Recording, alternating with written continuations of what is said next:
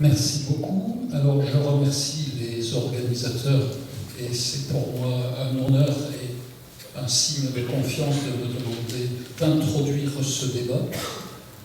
Je suis content qu'il y ait cette affiche qui a été faite pour le bicentenaire de la Révolution française. Et la dictature, c'est ferme ta gueule, les choses sont claires. La démocratie, c'est cause toujours. Vous voyez bien toute l'ambiguïté du terme.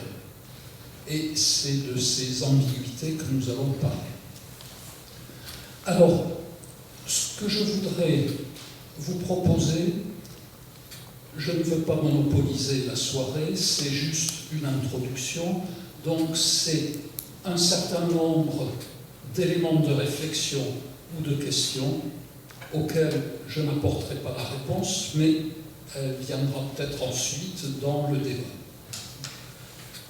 Et ces éléments de réflexion, j'ai fait deux parties, l'une sur la citoyenneté, l'autre sur la démocratie locale.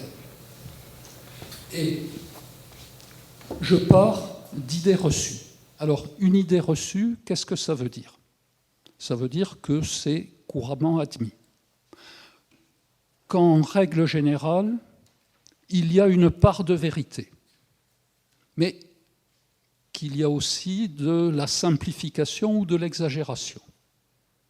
Et donc, c'est là-dessus que je voudrais que l'on réfléchisse ensemble et se rendre compte que dans la démocratie, on n'est pas dans une logique binaire, diraient les informaticiens, c'est tout blanc ou c'est tout noir.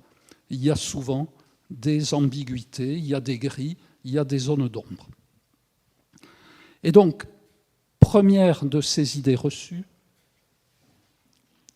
le citoyen s'isole pour faire ses choix à l'abri des pressions. Et symboliquement, c'est passer dans l'isoloir avant de déposer son vote. Il y a bien sûr une part de vérité. S'isoler pour mettre son bulletin dans l'enveloppe, c'est être à l'abri des pressions et c'est ne pas se faire casser la gueule à la sortie si on n'a pas voté comme le groupe l'aurait souhaité.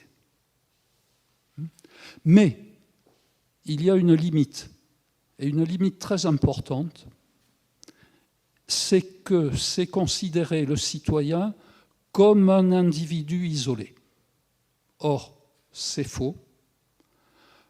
D'abord, le citoyen isolé, il ne peut rien faire. Le citoyen qui veut agir, il faut qu'il s'associe. Alors, pas au sens association selon la loi de 1901 ou la loi de 1908 en Alsace, mais il faut se regrouper, il faut agir collectivement. Et il y a d'ailleurs un signe, c'est que en français, il n'y a aucun mot pour désigner le citoyen collectif. Alors que vous en avez en anglais, citizenry, et pas citizenship. Et vous en avez en espagnol, la ciudadanía.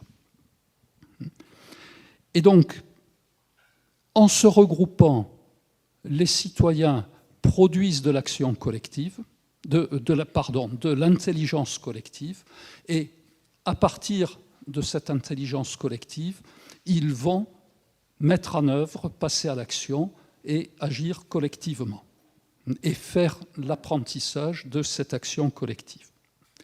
Alors, deuxième idée reçue et qui fait écho au texte qui nous a été lu au début. Vous connaissez peut-être le mot qui est très employé en sciences politiques de NIMBY, qui vient des États-Unis. NIMBY, c'est « not in my backyard », c'est-à-dire pas dans mon jardin, pas chez moi. Après, vous faites ce que vous voulez ailleurs, mais chez moi, on n'y touche pas. Et de considérer que les participants à des réunions comme celle-ci sont avant tout des nimbyistes, on a créé ce mot qui n'est pas très heureux, mais des gens qui vont tenir un beau discours sur l'intérêt général, mais pour camoufler qu'ils défendent leur intérêt individuel ou leur intérêt de petits groupes. Alors, et donc on oppose le nimbyiste au citoyen. Pour moi, c'est faux. Parce que le citoyen, il doit d'abord s'exprimer et défendre ses droits. Et s'il ne le fait pas lui-même, surtout s'il est pauvre, personne ne le fera à sa place. Alors évidemment, ce n'est pas pour défendre ses droits, s'arc-bouter dessus et ne vouloir pas entendre parler des autres, ça suppose que soit associée l'idée d'être à l'écoute des autres. Les autres ont peut-être des besoins qui sont différents des miens, et si je m'exprime pour faire valoir mes droits, je dois accepter qu'eux aussi s'expriment et qu'à partir de là, on puisse discuter. Et donc, ce qui me paraît essentiel ici, et c'est pour ça que tout à l'heure je vous ai dit, la démocratie, ce n'est pas tout blanc et tout noir. C'est que s'il y a des intérêts opposés ou s'il y a des valeurs divergentes, eh bien, il faudra trouver des compromis qui permettront la cohabitation. Troisième idée reçue, c'est quel est le rôle du citoyen? C'est finalement d'être la mouche du coche. Celui qui va alerter les élus, très respectueusement, mais ensuite se retirer pour que les élus puissent discuter entre eux et prendre les décisions appropriées. Et ce citoyen mouche du coche, il est quelquefois insupportable, parce qu'il a un avis sur tout, il veut imposer son point de vue, et puis dire que s'il y a des absents, c'est leur faute, les absents ont toujours tort, ils n'avaient qu'à être là. Or, on peut avoir de bonnes raisons de ne pas être là, et le président le disait au début, il y a des gens qui auraient sans doute eu envie de venir ici, mais enfiler 2 réunions l'une après l'autre, c'est beaucoup. Et surtout, ce que je veux ajouter, c'est que pour moi, la citoyenneté, et ça c'est le défaut que je trouve à la conception française ou à la mise en pratique en France de la citoyenneté, c'est on participe, alors je reviendrai sur le degré de participation, on participe d'une certaine manière au débat public, ça ne veut pas dire qu'on participe à la décision, on participe à éclairer la décision, mais après on va s'en remettre aux techniciens pour passer à l'action.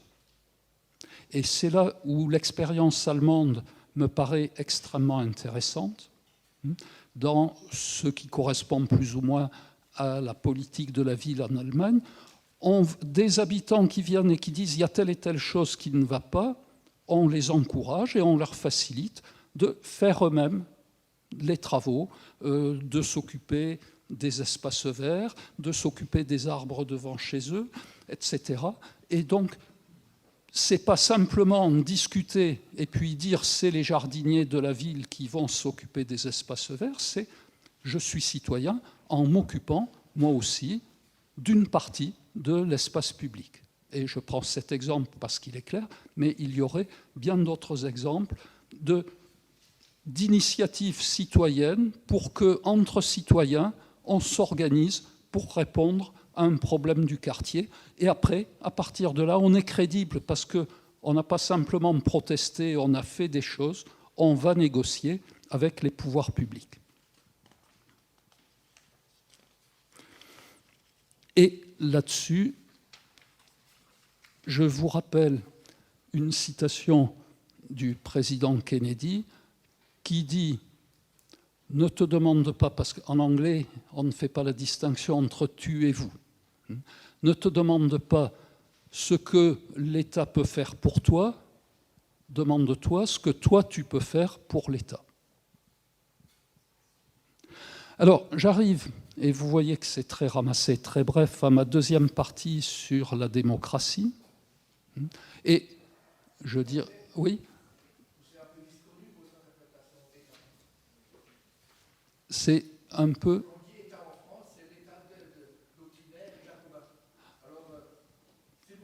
vous avez raison. D'ailleurs, j'ai dit là de mémoire, ce que disait Kennedy, c'est ce que tu peux faire pour l'Amérique.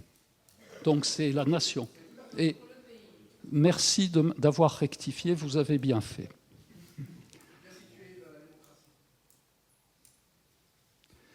Et donc, est-ce qu'il y a d'autres observations? Pas pour l'instant. Bon. Alors, première idée reçue sur la démocratie, c'est la majorité a les pleins pouvoirs. Ce qu'un sociologue américain a appelé la tyrannie de la majorité.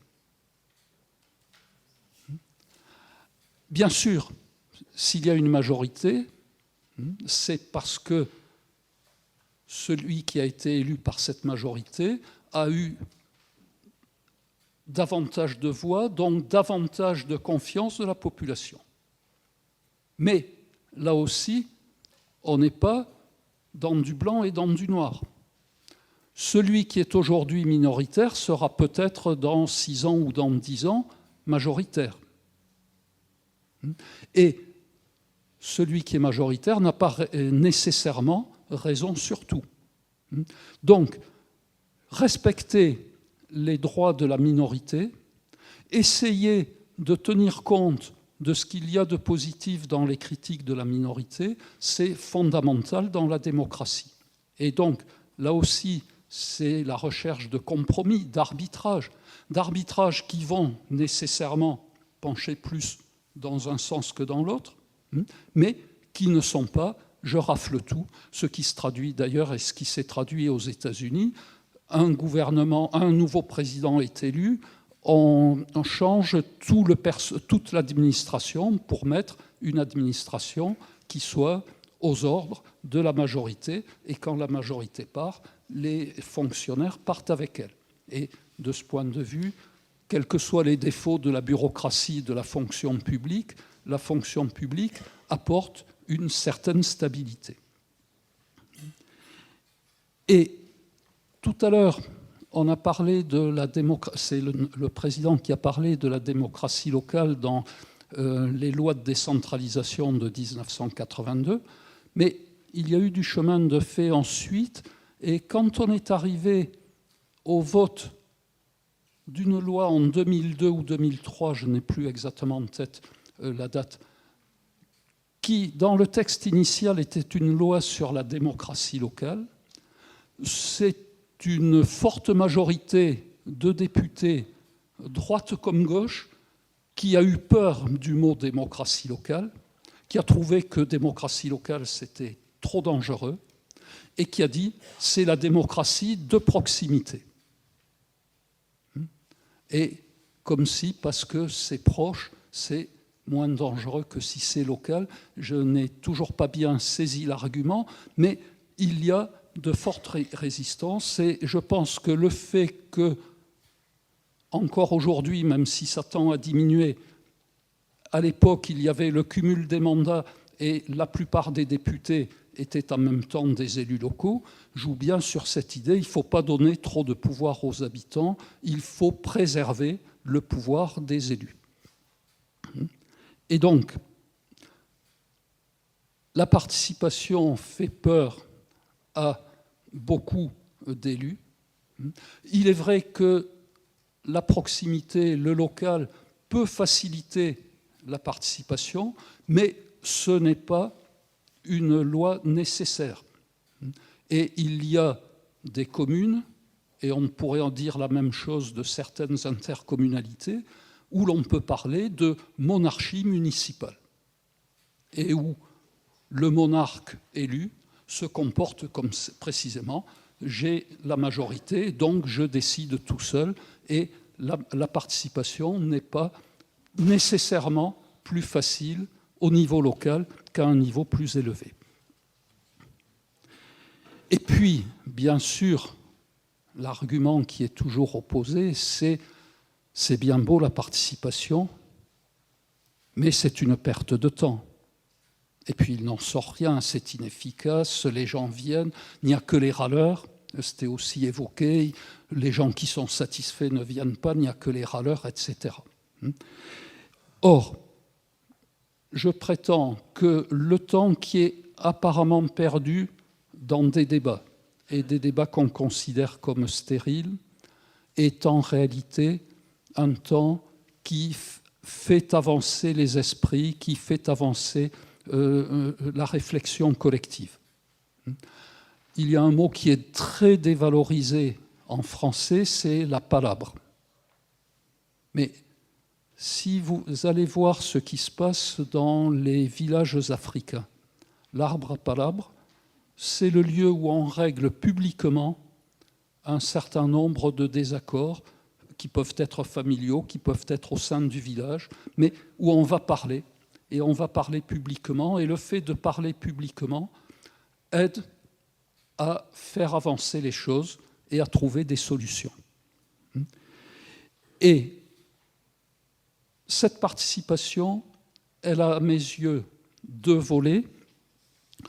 Le premier, c'est de permettre d'améliorer le projet initial en tenant compte de dimensions qui n'avaient pas été prises en compte dans les études préalables, et de dire, mais attention, vous avez oublié ça, il y a tel aspect, qu'est-ce que vous faites là-dessus, etc. Et le second, c'est de faciliter, et ce n'est pas simple, mais de faciliter un rapprochement des points de vue. Faciliter un rapprochement des points de vue, ça ne veut pas dire arriver à un accord complet, mais ça facilite ensuite l'arbitrage et le compromis quand les points de vue ont été rapprochés. Et j'ajoute aussi, sur un plan juridique, que lorsque l'on pense gagner du temps, lorsqu'un élu pense gagner du temps en faisant passer en force une décision, il risque d'en perdre énormément ensuite, parce qu'il y aura des recours devant le tribunal administratif, il y aura des manifestations, des oppositions, des occupations, et que finalement, si on y réfléchit, le temps que l'on passe à discuter, ce n'est pas forcément du temps perdu au bout du compte, et peut-être que quelquefois ça en fait gagner.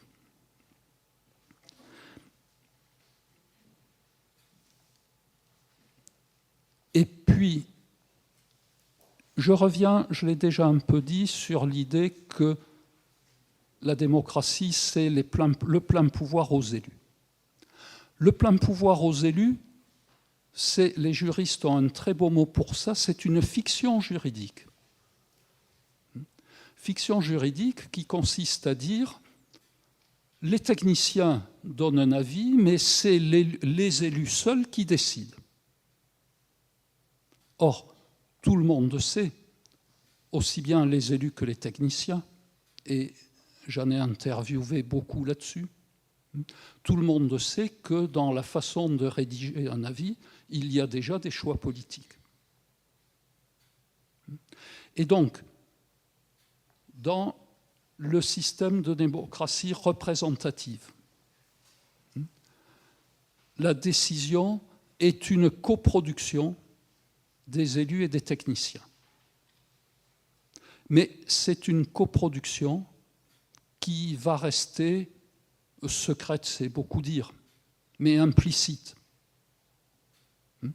Et qu'en fait, c'est ce que j'appelle une transaction entre la légitimité de l'élu par le suffrage universel et la légitimité des techniciens et des experts par les connaissances techniques dont ils disposent. Car sur des questions techniques, l'élu ne peut pas décider avec son simple bon sens. Et donc, comment on va concilier les deux, c'est bien la difficulté, mais il faut garder en même temps les apparences que c'est les élus seuls qui ont décidé, d'où le fait que c'est une coproduction, mais une coproduction qui n'a pas de valeur juridique. Juridiquement, seul l'élu est responsable des décisions qu'il a prises. Et je fais une petite autocritique personnelle quand, et ça remonte maintenant, oui, à une quinzaine d'années, j'ai écrit « Pour qu'il y ait une véritable participation, il faut qu'il y ait une redistribution du pouvoir entre les élus et les habitants. Ce qui paraît logique, si les habitants prennent davantage de pouvoir, il faut qu'il y ait équilibre, et donc ça veut dire que les élus en perdent de leur côté. Or, aujourd'hui, et certains me reprochent d'avoir trahi mes idéaux, je ne dis plus ça. Et je ne dis plus ça parce que je crois que c'est faux. Je crois d'abord que c'est le meilleur moyen de faire peur aux élus locaux. Et que la démocratie participative, ce n'est pas éliminer les élus locaux, c'est travailler avec eux.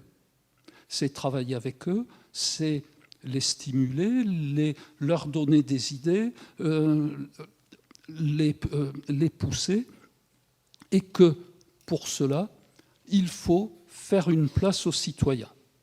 Mais une place qui est un peu du même type que celle du technicien. C'est-à-dire donner un avis, Or, qu'est-ce qui fait que l'avis du technicien est suivi? C'est qu'il est solide. Et donc, ce qu'il faut, c'est que les habitants qui veulent participer à la décision soient suffisamment organisés pour pouvoir faire des contre-propositions qui soient solidement fondées et des contre-propositions qui tiennent compte de l'ensemble des points de vue, de l'ensemble des intérêts en présence. Et si ces conditions sont réunies, si les habitants sont force de proposition, il y a des chances que leur projet soit adopté, même si, au bout du compte, il sera voté par les élus seulement. Donc, je dirais que de la même manière, c'est passé d'un jeu à deux, binaire, l'élu, le technicien, à un jeu multipolaire où il y a les élus, les techniciens, les habitants, mais les habitants à différents titres. Il y a les habitants qui sont là parce qu'ils sont concernés. C'est leur ligne de but, c'est leur intérêt qu'il y ait un arrêt à tel ou tel endroit. Sauf que, évidemment, entre habitants, il va y avoir des désaccords. Donc, quel est le meilleur compromis possible? Mais c'est aussi les habitants qui sont mobilisés pour défendre un idéal ou pour défendre des valeurs. Et c'est cette diversité des habitants qui sont en présence qui fait à la fois la richesse, mais aussi la difficulté de la participation. Et donc, pour qu'un projet des habitants ait des chances d'aboutir, il faut qu'il soit rassembleur et pas simplement représenter les intérêts d'un petit groupe, et il faut aussi qu'il soit techniquement irréprochable. Alors on pourrait rêver d'un service public où les techniciens soient aussi bien au service des habitants, de l'opposition que de la majorité. Mais c'est peut-être rêver une société qui arrivera peut-être un jour, mais pour l'instant, ce qui veut dire que les habitants ont besoin d'avoir leurs experts, qu'il s'agisse d'experts militants, et il y a un certain nombre d'experts retraités qui militent dans les associations et font profiter les associations de leur expertise, que ce soit, c'est assez souvent le cas aux États-Unis, des grosses associations d'habitants qui se cotisent pour payer un expert, pour pouvoir défendre leur projet. Parce que si, dans une réunion publique, le maire fait intervenir ses techniciens pour dire « mais votre contre-proposition, elle ne tient pas la route », ça échouera. Par contre, s'il y a un débat entre experts des autorités et experts des habitants, ça change un peu la donne. On va arriver vers la conclusion. Ben, tout à fait. Pour laisser de la place justement à nos autres invités et au débat. Absolument. Donc la seule chose que je veux rajouter, c'est que les textes que Jean-Daniel Braun a cités sont disponibles sur Internet. J'ai donné les liens à l'ADIR et je ne sais pas comment elle voudra les diffuser. Ce sera sur le site Internet de l'ADIR et sur la page Facebook et Twitter.